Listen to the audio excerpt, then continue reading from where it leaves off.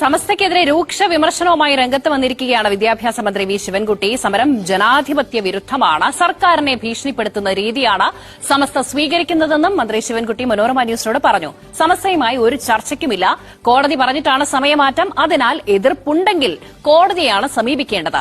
മതസംഘടനകൾ വിദ്യാഭ്യാസ രംഗത്ത് അനാവശ്യമായി ഇടപെടുന്നത് അംഗീകരിക്കാനാകില്ലെന്നും വിദ്യാഭ്യാസ മന്ത്രി പറഞ്ഞു.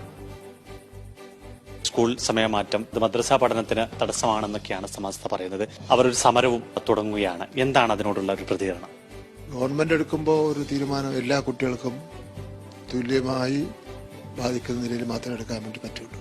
ഏതെങ്കിലും ഒരു വിഭാഗത്തിന് വേണ്ടി പരീക്ഷ മാറ്റിവെക്കുക, ഏതെങ്കിലും വിഭാഗത്തിന് വേണ്ടി ക്ലാസ് ടൈം മാറ്റിവെക്കുക, ഏതെങ്കിലും ഒരു വിഭാഗത്തിന് വേണ്ടി പ്രത്യേക അവധി നൽകുക, അതൊന്നും ഒരു തെരഞ്ഞെടുക്കപ്പെട്ട ജനാധിപത്യ ഗവൺമെന്റിന് ചെയ്യാൻ കഴിയുന്ന കാര്യങ്ങളല്ല. എന്ന് മാത്രമല്ല, അത്തരം ഏകപക്ഷീയമായി ഏതാനും ആൾക്കാർക്ക് വേണ്ടി ഈ കാര്യങ്ങൾ ചെയ്യണമെന്നുള്ള ഈ ആവശ്യം ജനാധിപത്യ വിരുദ്ധമാണ്. അതൊരു ഭീഷണിയുടെ സ്വരത്തിലുള്ള രീതിയാണ്. ഗവൺമെന്റിനെ ഒരു വെല്ലുവിളിക്കുന്ന ഒരു സമ്പ്രദായമാണെന്ന് നമുക്ക് തോന്നും.